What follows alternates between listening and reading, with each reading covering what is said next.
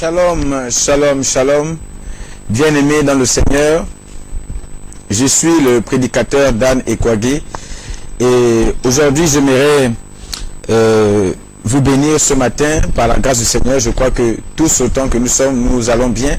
Dieu a encore manifesté sa grâce ce matin dans le fait qu'il a permis que nous soyons comptés parmi les vivants. C'est pourquoi nous rendons grâce à Dieu ce matin. Voilà, nous sommes sur le cadre de notre émission, comme vous le savez, chaque mardi et jeudi à partir de 15h.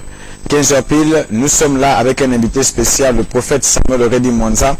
Et nous avons un thème dans cette émission, la seconde venue. Et le thème d'aujourd'hui n'est que la continuité du thème qu'on n'a pas fini. Alors je crois jeudi passé. Nous étions ici jeudi passé pour exposer sur le thème la trace du serpent sur le rocher. La trace du serpent sur le rocher, la partie 1. Aujourd'hui nous sommes dans la deuxième partie, en fait la suite de ce thème, parce que beaucoup ont encore redemandé. Alors aujourd'hui, la trace du serpent sur le rocher, qu'est-ce que nous entendons au travers de ce thème? Qu'est-ce que c'est que la trace du serpent sur le rocher? Alors vous pouvez nous joindre dans cette émission par ces différents numéros, le 066 14 96 96, le 066 14 96 96 est le numéro par lequel vous pouvez uniquement appeler alors dans cette émission, et le 066 29 04 33, le 066 29 04 33, vous pouvez aussi réagir au travers des SMS WhatsApp afin de nous joindre et de poser toutes vos questions qui, alors aujourd'hui, troublent votre pensée. Voilà, nous avons planté le décor, nous voulons maintenant nous tourner vers l'homme de Dieu. Shalom à vous, prophète Samuel. Shalom, frère. Voilà, et la dernière fois, nous étions là, nous avons beaucoup partagé sur ce thème, la trace du serpent sur le rocher.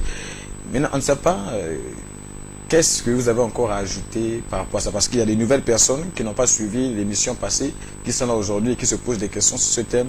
Qu'avez-vous à leur dire? Merci beaucoup, que le Seigneur glorifie encore sa parole. Je salue aussi ceux-là qui n'étaient pas le jeudi passé ou qui n'ont pas suivi l'émission. Que la paix et la grâce de notre Seigneur soient avec vous. Maintenant, en parlant de ce thème, la trace du serpent sur le rocher. C'est la sagesse d'un homme, Salomon, qui l'a dit dans Proverbe. J'aimerais que nous lisions d'abord, et après la lecture, je vais essayer maintenant d'exposer Proverbe, le chapitre 29, oui, et le verset 18. oui, Et 30, le verset 18, excusez-moi. Proverbe 30, le verset 18.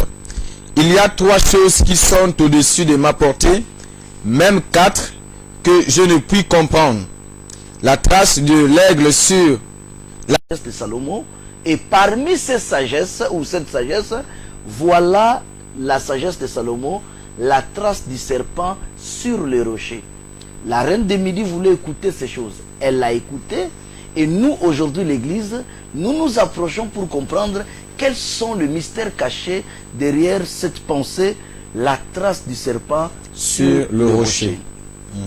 Déjà, une trace par définition, ce sont des signes qui marquent le passage d'un homme, d'une chose ou d'un animal.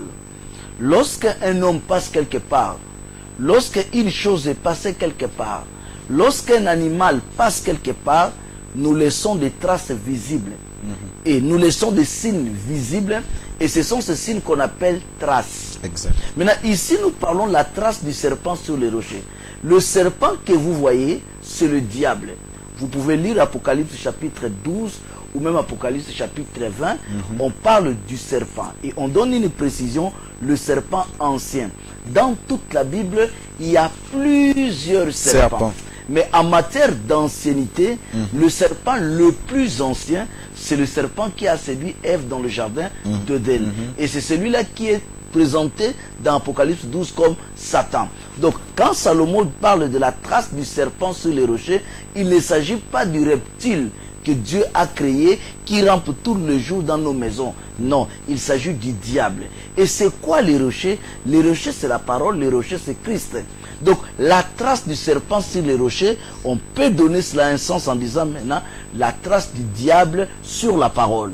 Cela veut dire Satan se sent dans une position très confort, très bien, lorsqu'il se cache derrière la parole. En quelques mots, Satan préfère être pasteur, ouvrir une église, que d'être nganga ou de gérer un snack. Il se sent parce qu'avec le snack, avec la politique ou l'économie, Satan s'expose facilement. Exact. Donc, il s'expose facilement, c'est-à-dire c'est facile à l'identifier.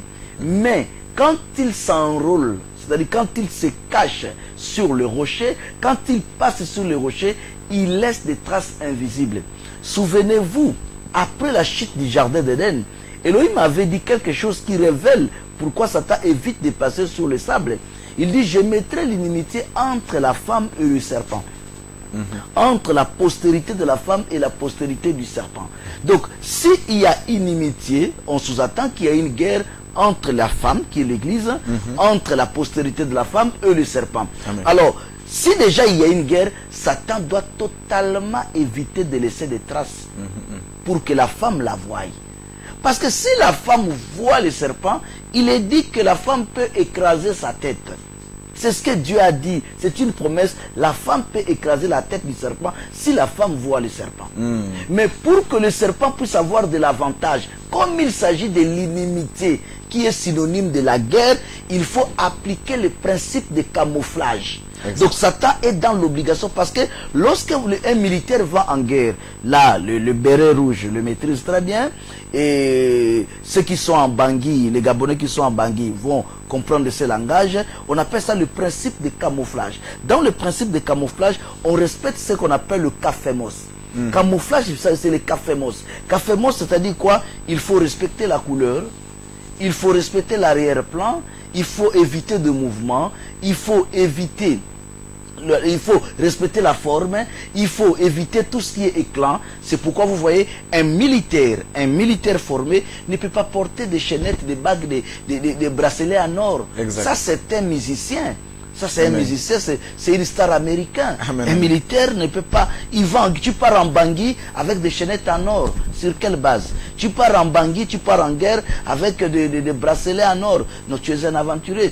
C'est pourquoi vous voyez pourquoi le militaire ne peut pas porter tout ce qui brille. Parce que le soleil en frappant ce qui brille, ça donne de l'éclat et vous devenez identifiable auprès de l'ennemi. L'ennemi vous voit facilement. C'est pourquoi dans le principe de camouflage, qu'on dit cafémos, on évite l'ombre, on évite le son. Et Satan, comme il est en inimité, le serpent, comme il est en inimité avec la femme, il faut maintenant qu'il applique à tout prix. Il est dans l'obligation d'appliquer le principe de cafémos ou le principe de camouflage. Donc c'est pourquoi Shlomo maintenant dit, ah, Satan est compliqué comme ça. Donc quand il passe sur les rochers, il évite de laisser des traces visibles. Amen. Voilà le sens clair de ce thème ou de cette pensée. Maintenant, je peux maintenant commencer à continuer à donner que des exemples comme nous l'avions fait la semaine dernière. Exact. Par exemple, regardez Pierre. Pierre, nous connaissons son père, puisque tout a été révélé, fils de Jonas. Exact. Jésus, ce n'est même pas moi qui révèle, c'est Jésus qui révèle que Pierre a un père. Son père s'appelle Jonas. Pierre avait une femme. C'est Jésus qui révèle qu'un jour j'ai prié pour la belle-mère de Pierre. Maintenant, à notre grande surprise, Jésus dit à Pierre, arrière de moi Satan. Même pas que Pierre a Satan en lui, mais Pierre est Satan lui-même. Mais sur quelle base Jésus a appelé Pierre Satan? Sur la base de quelque chose. C'est-à-dire Satan, quand il se cache, il préfère se cacher sur le rocher, la parole. Amen, amen. Donc, ce n'était pas un homme qui avait des démons, qui se comportait comme l'homme qui était lié au cimetière. L'homme là, c'est facile à comprendre qu'il avait... Même les gens qui n'ont pas le Saint-Esprit fouillaient de passer par là, parce que dans leur conscience, avec cet homme, on l'appelait démoniaque. Amen. Donc quand on commence à appeler quelqu'un démoniaque, Cela veut dire il possède des démons. Les gens qu'il appelait démoniaques, ce n'étaient pas des prophètes. Des hommes normaux comme moi, des hommes ordinaires comme nous tous, mais qui avaient le discernement de comprendre que cet homme n'est plus normal. Mais Pierre avait encore toutes ses facultés mentales. Exact. Mais quand Jésus l'avait regardé, il a dit, ce monsieur est Satan. Si Pierre était Satan, sur quelle base? Mais sur la base de la parole. Satan de Pierre se trouvait où? Se trouvait au niveau des dires de Pierre.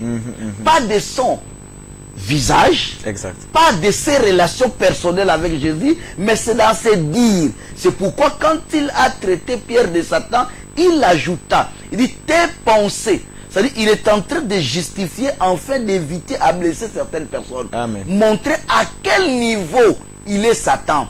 Au niveau de la parole. Il dit tes pensées sont celles des hommes.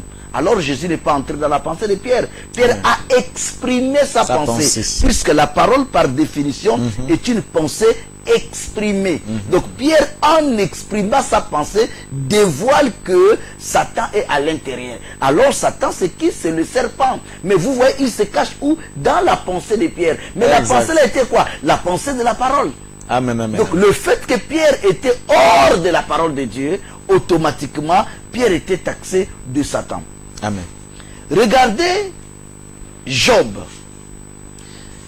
Le monsieur que nous connaissons, que nous aimons tous, Job, on nous révèle dans son livre, le livre de Job, on dit Satan avait parcouru toute la terre.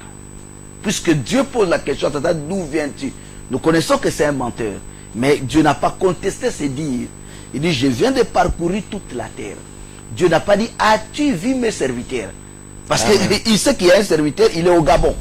Amen, amen, amen. Il connaît qu'en ce moment, il bascule tel endroit. Amen. Mais pendant ce temps, il y a des autres qui sont en train de prier. Mais Dieu, il exprime très bien le français. Alléluia. Il n'a pas dit, as-tu vu mes serviteurs? Il dit, as-tu vu mon serviteur? Toute la terre, il n'y a que lui. Exact. Satan dit il a parcouru. Donc s'il a parcouru toute la terre, donc il devait voir plusieurs pasteurs.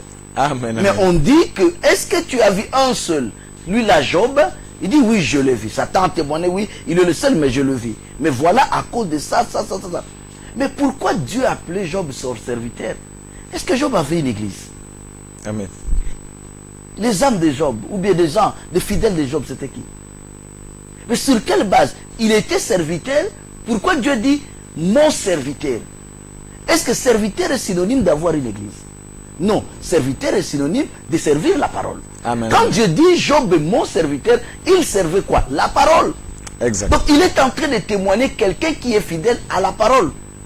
Mais Satan dit non, je l'ai vu, mais parce que tu as fait comme ça, ce que Satan demande à Dieu, c'est séparer Job. Il dit, Job va t'abandonner. Amen. À une condition que tu procèdes de telle manière. Maintenant, la question est capitale. Si Satan dit, je le vis, est-ce que Job avait vu Satan? C'est ça le problème. Puisque Satan dit, j'ai parcouru toute la terre. Je vis Job. Et il a donné des signes exacts, prouvant qu'effectivement, ils se sont rencontrés. Amen, amen. Tu l'as béni. Tu l'as donné des biens. Tu l'as donné des enfants. Ça montre que Satan a raison. Quelqu'un qui n'a pas vu Job ne peut pas donner l'exactitude de la vie de Job. Mais la question, est-ce que Job l'avait vu? Je vous dis non. Il ne lui avait pas vu. Pourquoi? Mais parce que il n'est pas venu comme quelqu'un qui a 2 cornes et une queue. Exact. Il est venu par notre thème, la trace du serpent sur les rochers. Amen, amen. Exact. Même les 3 amis de Job qui venaient, qui lui conseillaient, à l'intérieur, le serpent s'est glissé. Amen. À l'intérieur.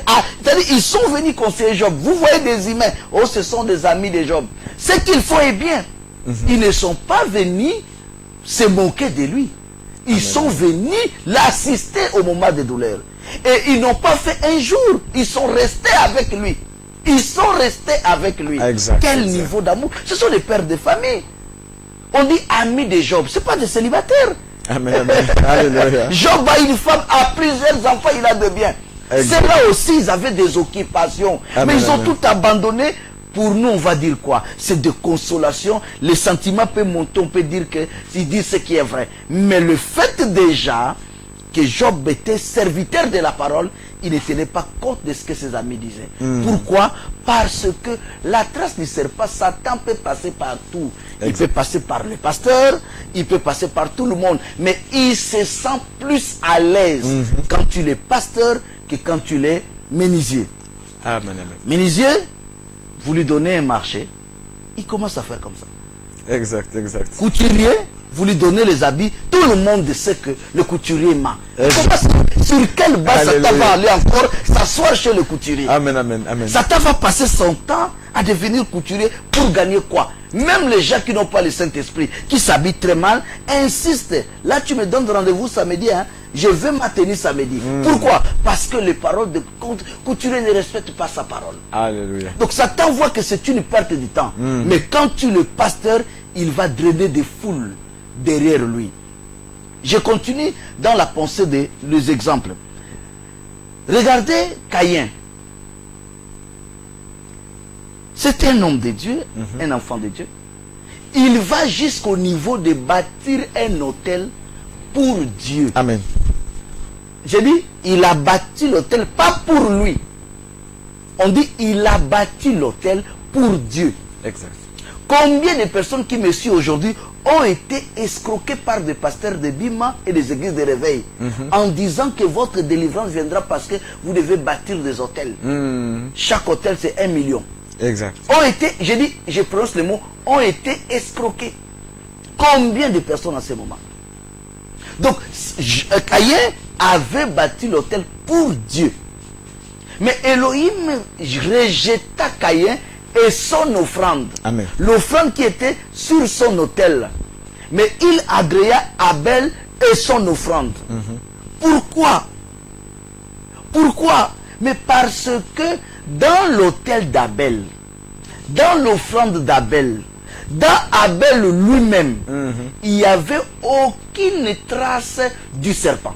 Exact, exact, exact. Regardez sur l'autel d'Abel, il y avait le premier-né de son troupeau, qui est l'ombre de Christ. Dans l'autel d'Abel, il y avait du sang. Ça faisait de dégueulasse, quelque chose de dégueulasse. Amen. Mais la vie est dans le sang. Dieu agréa. Mais lorsque nous quittons l'autel d'Abel en allant vers l'autel de Caïn, nous trouvons des fleurs, un jardinier, un cultivateur. Amen. Nous trouvons des pommes. Des fruits. Nous trouvons des fruits sur l'autel. Mais Dieu n'agréa pas. Pourquoi? Mais parce que il sait que dans cet autel-là, dans ce que vous voyez adoration, le serpent est dedans. Amen, amen, amen, amen. Le serpent est dedans. Exact. C'est lui-même qui a cultivé. C'est lui-même qui a arrosé. C'est lui-même qui a mis tout sur l'autel. Mais Dieu regarde. Il voit les fruits de la chair. Exact, exact. Ça ne donne pas la vie. Il voit, on dit, le premier meurtrier, c'est le diable. Alors, ce n'est pas le diable qui a tué pour la première fois. Amen, amen. Exact. Le premier meurtrier, la Bible dit, votre père le diable qui a été meurtrier dès le commencement. Mais Satan a tué qui au commencement? Premier maître de l'histoire de la terre, c'est Caïn. Amen, amen. Qui a commis cela. Donc, Caïn était meurtrier, mais Jésus révèle que ce n'était pas Caïn. Amen. C'était le diable qui était dans Caïn. Donc, nous voyons comment, quand Satan s'incarne, vous voyez Caïn, fils d'Adam, vous voyez Caïn, fille d'Ève, vous voyez Caïn, adorateur, initiateur des autels, c'est lui qui a initié, c'est lui qui a commencé à bâtir l'autel. L'initiateur, c'est lui, mais quand Dieu lui voit, il voit le diable. Il voit tout, il voit le serpent est déjà passé par là. C'est pourquoi Jésus révèle Caïn comme celui du malin. Jean dit, il était du malin. Nimérode, un homme de bien. Un homme dans la Bible qu'on appelle Nimérode. Je dis un homme de bien. Exact. Il a initié la construction de la tour de Babel. Je dis tout le monde a adhéré à cette pensée. Je dis tout le monde. Exact, exact. Mais ce monsieur était le diable en personne. Comme Pierre, il était le diable comment? Mais parce que ce qu'il avait initié pouvait plaire à tout le monde. Mais quand Dieu regardait cela, il voyait la trace du serpent. Amen. Amen. L'idée était bonne. Il dit, bâtissons une tour dont le sommet touche le ciel. Exact. Faisons un nom. Pour que nous ne soyons pas dispersés sur toute la terre. Automatiquement, le diable est passé. Le diable est passé pourquoi? Parce que c'est sorti de la bouche de Dieu lui-même. Dieu dit à Noé, maintenant le déluge est fini. J'établis ce que vous appelez les 4 points cardinaux. Il dit à Noé, dispersez-vous. Car avant le déluge, toute la population du monde était consacrée qu'à l'Orient. Amen. Mais après le déluge, Elohim dit à Noé, dispersez-vous et remplissez la terre. Amen, amen. Maintenant, Exact. un homme vient comme numéro de dire, bâtissons une ville, empêchons de se disperser. Ce monsieur, peu importe son savoir, peu importe son intelligence, Exact. il était le diable en personne. Nous quittons Nimrod. Regardons Abimelech, Amen. roi d'un pays qu'on appelait Guérar, Exact. pays des Philistins. Philistin. Il rencontre une femme bourrée de promesses. C'est Sarah qui est l'image de l'église. Mais qu'est-ce qu'il fait Abimelech? Abimelech prend en otage Sarah dans sa maison. Elohim menace Abimelech la nuit. Il dit, rends la femme de cet homme. Il est prophète, il priera pour toi et tu vivras. Mais si tu refuses, tu mourras, toi et toute ta maison. Qu'est-ce que cela cache? Quel est le message qui est derrière? Abimelech est le type du diable. Sarah est le type de l'église. Exact. Mais quand Abraham voyait Abimelech, il voyait un roi de Guérar, un monsieur calme. Mais il est le type du diable. Pourquoi? Mais parce que Dieu avait donné une promesse à Sarah. Amen. Je reviendrai l'année prochaine, à cette même époque, tu enfanteras un fils. Exact. Le Seigneur dans Jean 14 a donné une promesse à l'église. Je m'en vais, je reviendrai. Exact. Nous attendons le retour du Seigneur. Comme Sarah attendait l'année prochaine, voir le Seigneur, voir Dieu. Mais tout d'un coup, Abimelech prend Sarah, le met dans sa maison. Tant que Sarah restera dans la maison d'Abimelech, Isaac ne naîtra pas. Et tant que Isaac n'est pas né, cela veut dire la parole de Dieu est annulée. Et qui peut combattre la parole de la sorte? Il n'y a que le diable. Mais le diable, ce n'est pas celui qui a 2 cornes et une queue. C'est pourquoi je parle de la trace du serpent sur le rocher. C'est sur cette base que je parle de la trace du serpent sur le rocher. Joseph avait un frère au nom de Ruben. Tout le monde connaît Ruben, frère de Joseph. Lorsqu'ils avaient comploté, Ruben et tout le monde, et les autres, les 9, vendre Joseph, ou me tuer Joseph. Ruben, lui,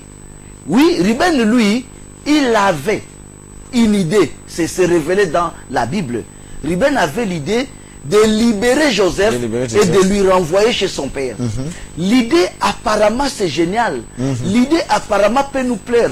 Mais dans le fond de cette pensée, c'est caché totalement le diable. Vous imaginez si Ruben avait reçu son coup de libérer Joseph et de le renvoyer chez son père Jacob, cela veut dire Joseph n'allait plus descendre en Égypte. Amen. Et si Joseph ne descendait plus en Égypte, Israël n'allait plus être en Égypte. Amen. Et cela annulait totalement la parole de Dieu dans Genèse chapitre 15. Verset 13. Elohim dit à Abraham, sache que ta postérité va séjourner dans un pays étranger.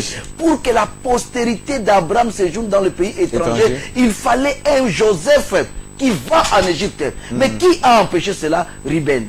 Donc voilà un peu, nous reviendrons, nous allons marquer une pause, qu'il y a encore beaucoup de points, que le Seigneur soit glorifié. Que le Seigneur bénisse sa parole. Nous avons été édifiés sur, une fois de plus, ce thème, la trace du serpent sur le rocher.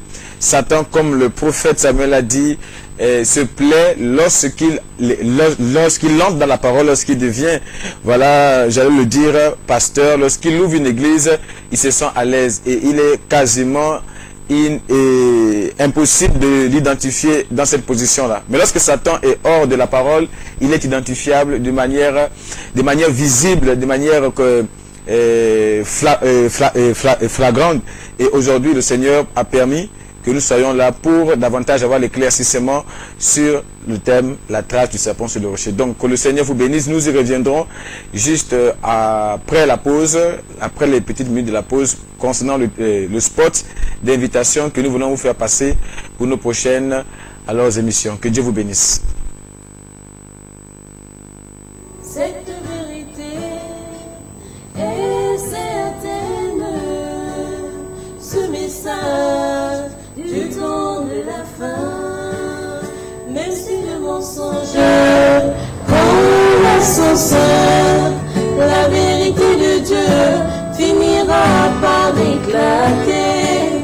Alléluia, la vérité triomphe toujours.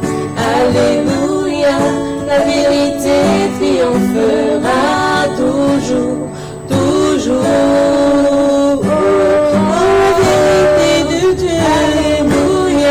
La vérité triomphe toujours. La vérité de Dieu, alléluia.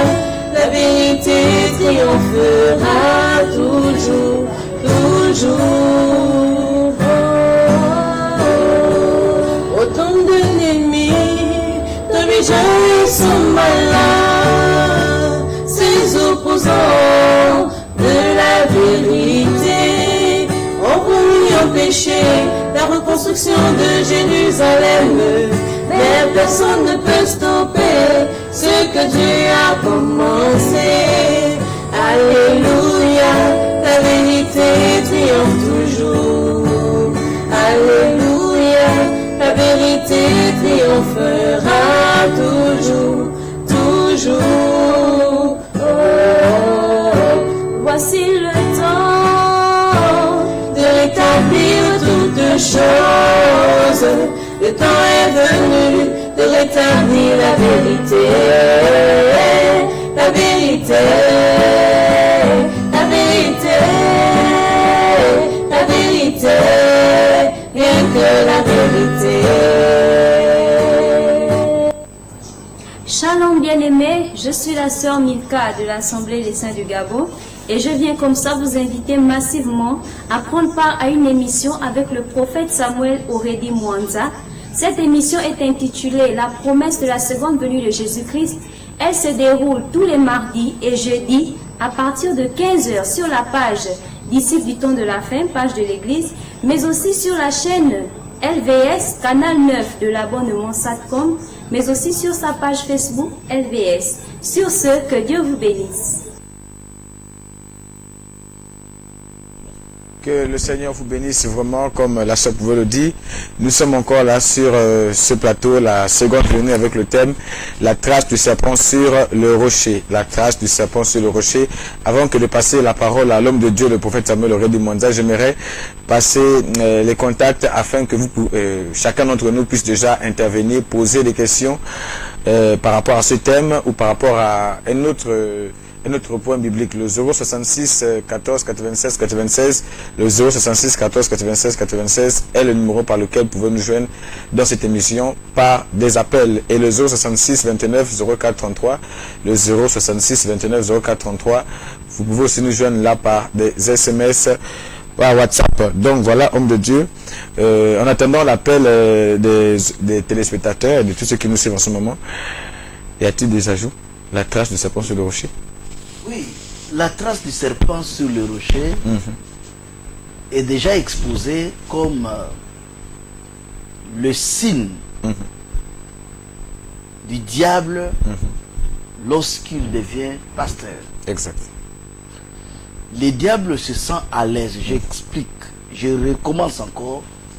Lorsqu'il est pasteur, il se sent mieux à l'aise que lorsqu'il est politicien. Lorsque Satan est nganga, il ne peut pas remplir un stade. Exact. Il ne peut pas. Mais lorsqu'il est pasteur, il est caché. Vous imaginez, dans la ville de Samarie, il y avait un magicien Simon. Les gens disaient que c'est la puissance de Dieu. Amen, amen. C'est écrit dans la Bible. Exact. Dans Actes. Oui. Les gens appelaient Simon homme de Dieu, grand homme de Dieu. Exact. J'aimerais que nous lisions. Actes, le chapitre 8. Nous prenons à partir du verset Acte 8. Vous commencez mon verset premier, je crois. Acte 8, dès le verset alors 13. Il est écrit à partir du verset 11. Non, pas 13. Oui, à partir du verset 11 ou 10. Tous, depuis le plus petit jusqu'au plus grand, Oui. l'écoutaient attentivement Oui. et disaient, celui-ci est la puissance de Dieu, celle qui s'appelle la grande. Ils l'écoutaient attentivement parce qu'il les avait longtemps étonnés par ses actes de magie. Ça, vous voyez maintenant, les gens disaient, ça c'est la puissance de Dieu. C'est un magicien. Pierre va dire, tu es fils du diable. Pierre va révéler vraiment l'identité de son père à la fin. Oui, Mais au départ, les gens disaient, c'est la puissance de Dieu. exact. C'est-à-dire, Satan qui travaille à cet homme-là, a vu que le seul moyen pour se cacher, gagner les gens, c'était devenir pasteur. Amen, amen. C'est Satan, ce n'est pas moi. C'est un monsieur, c'est un acte. Oui. Relis encore. Acte, le chapitre 8, dès le verset 9 maintenant. Il y avait auparavant dans la ville un homme nommé Simon qui, c'est le nom pour un personnage important, Voilà.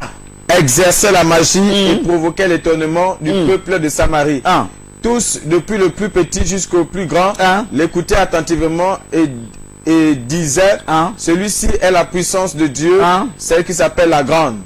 Ils l'écoutaient attentivement parce qu'il les avait longtemps étonnés par ses actes de magie. Un magicien, il garde une foule derrière lui, Oui. et les gens croient que c'est un homme de Dieu. Alors c'est le diable en personne. Mais pourquoi à Samarie, Satan n'est pas devenu politicien? Amen, amen. Parce qu'il va mentir, les gens vont comprendre, les politiciens mentent. Si Satan devait député de Samarie, il va donner des promesses à son électorat qu'il ne va jamais réaliser. Automatiquement, l'année prochaine à la campagne, tu nous avais promis l'eau. Il ne va plus gagner. Exact.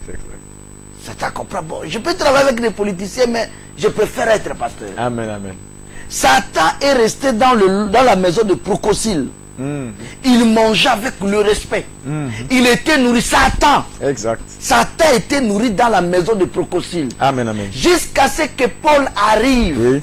Mais pour entrer dans la maison de Prococyle, si Satan était cordonnier, la porte allait être fermée. Exact. Par malhonnêteté. Si Satan était couturier, le Prococyle allait l'identifier depuis. Exact. Pourquoi? Par malhonnêteté. Satan est entré là-bas comme homme de Dieu.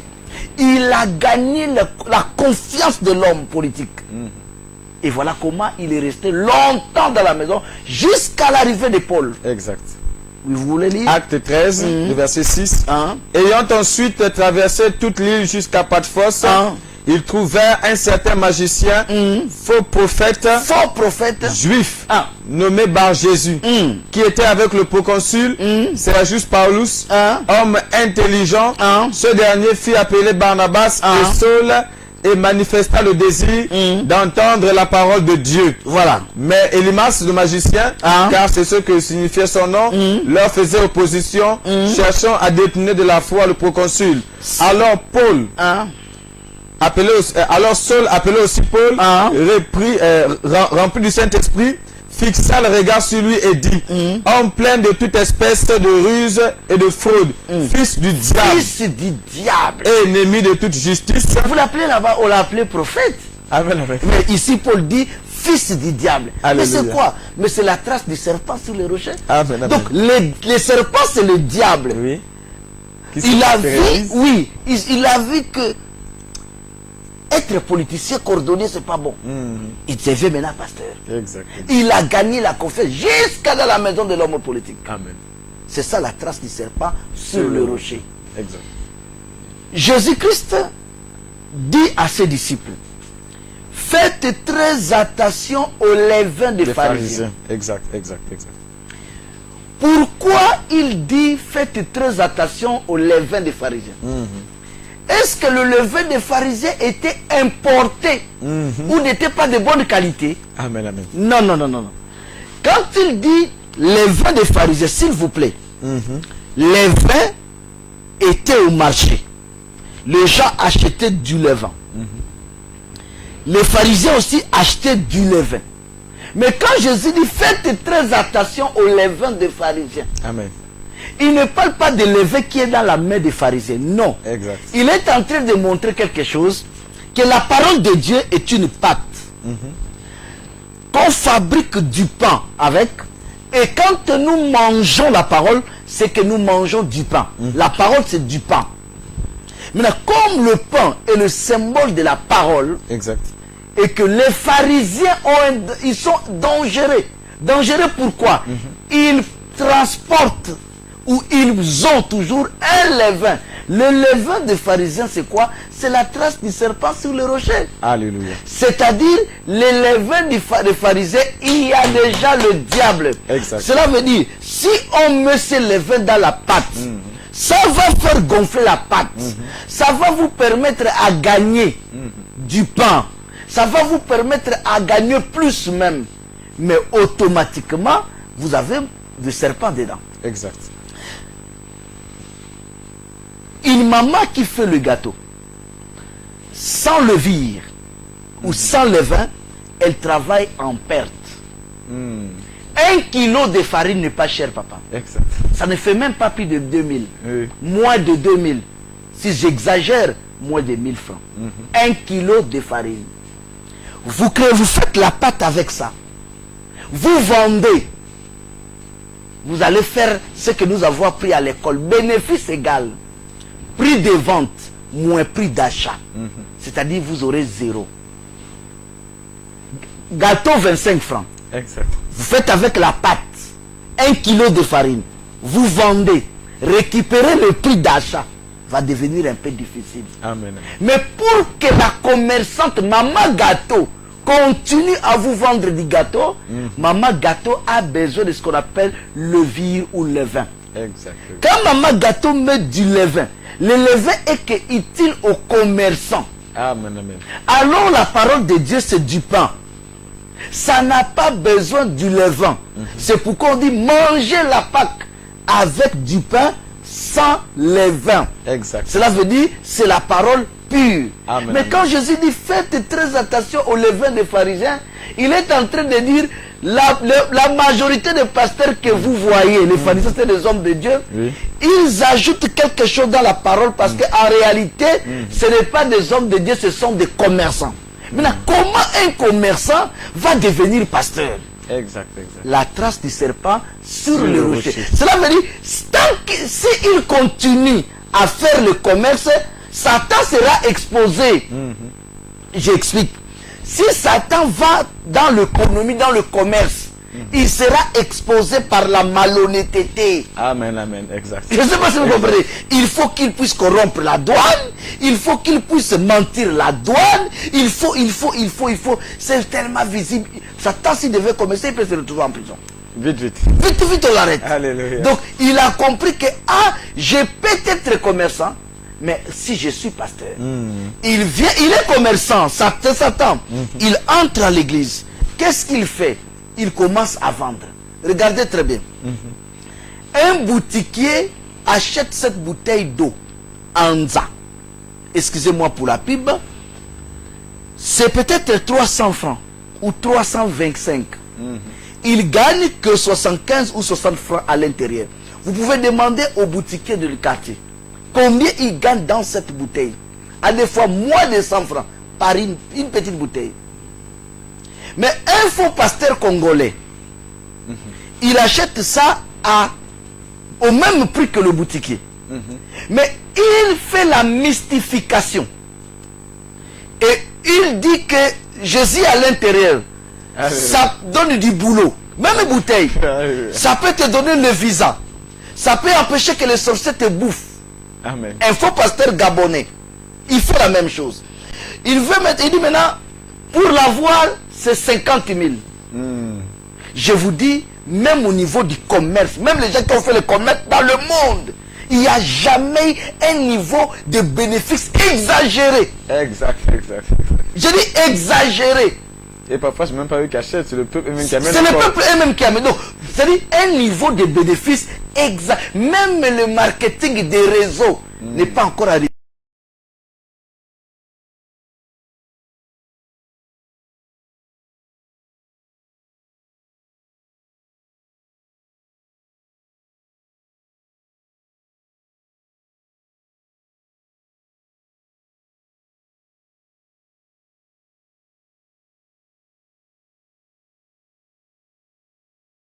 Il faut un papier, l'État a dit, ça c'est tel prix. Ça soit homologué, on met le contrôle des prix, met les cachets, boum. Le Mali va faire comment? Le boutiquier va faire comment? Il sera attrapé par la loi. Alléluia. Mais le pasteur, il ne paye pas les taxes. Mais il vend de l'eau. Vous imaginez si l'organisme, si le pasteur vend seulement 150 bouteilles de sang, Amen. 20 000 par bouteille, c'est fini. Exact. S'il vend 500 bouteilles, 20 000 par bouteille, vous calculez 500 multiplié par 20 000. Combien il gagne? Il a déjà, depuis sa maison, il a fait ses calculs. Quand il arrive chez vous, il fait maintenant ce qu'on appelle mystification. Amen, amen. Il commence à réciter vos problèmes socio-économiques en vue de gagner. C'est ce qu'on appelle la trace du serpent sur les rochers. Donc, tous ces pasteurs, c'est des escrocs, des commerçants. Amen, amen. C'est le diable qui se cache derrière la parole de Dieu. Amen, amen. Remarquez très bien, Jésus descend.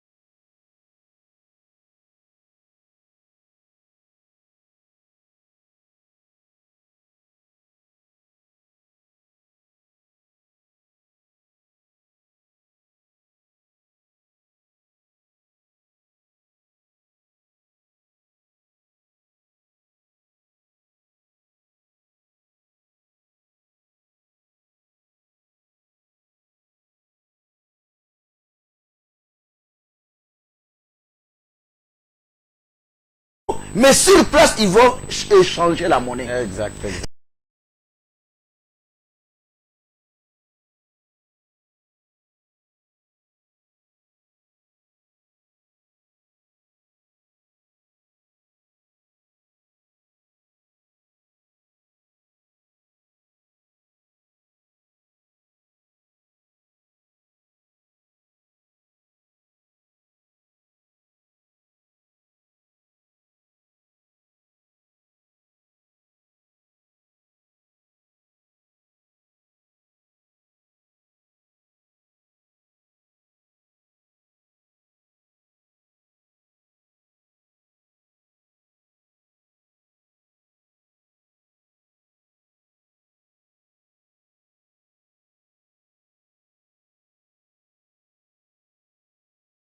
Pour vendre des brebis, des troupeaux, plutôt de bœufs, vendre des pigeons, Oui, et quoi encore?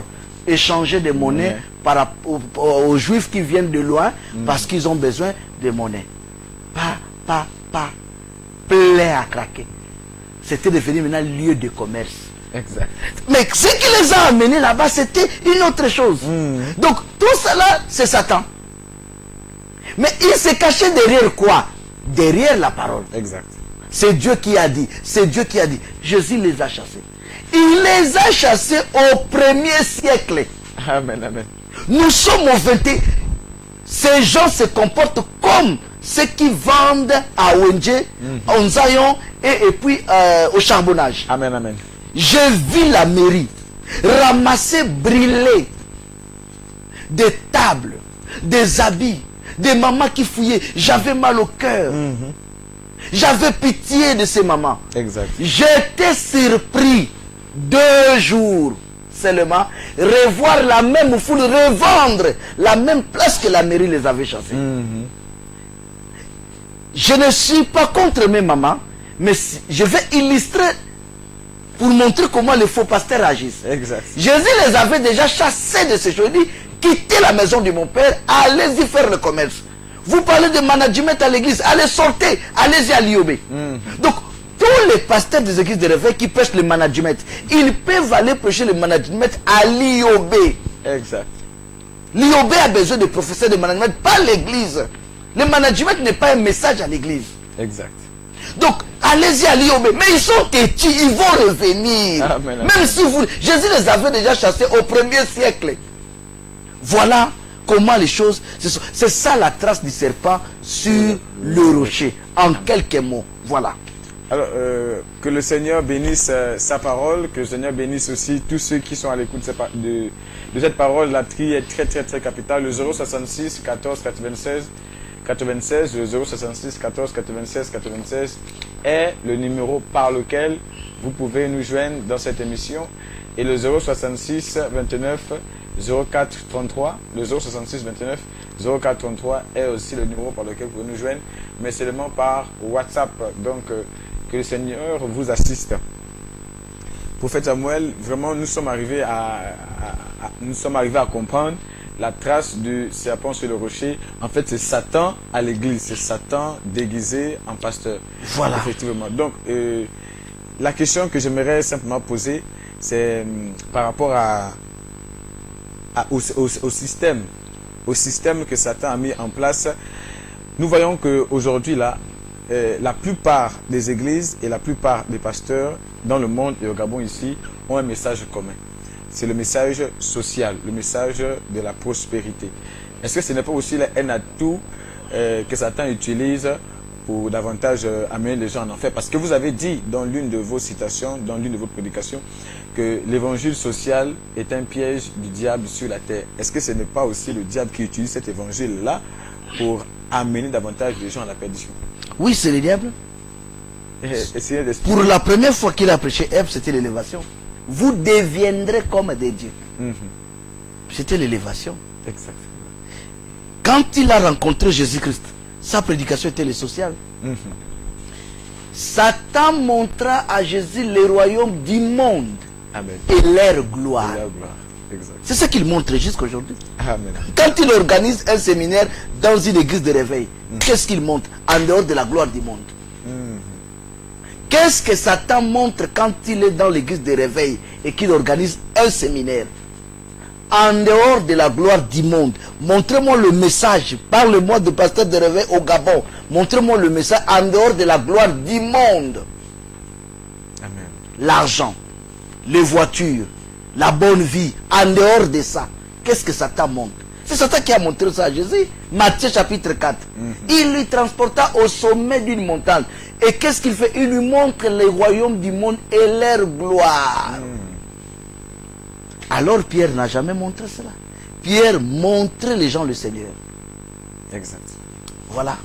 Donc, en grosso modo, ce que vous dites, c'est que le Seigneur n'a jamais envoyé des prédicateurs, des pasteurs, des apôtres, en fait des prédicateurs, comme je disais, prêcher le message social aujourd'hui. Non, si quelqu'un prêche un message social, c'est un démon. Ah bon? Non, le social n'est pas un message. Le social, c'est un droit. Ne faites pas la confusion entre un devoir et un droit.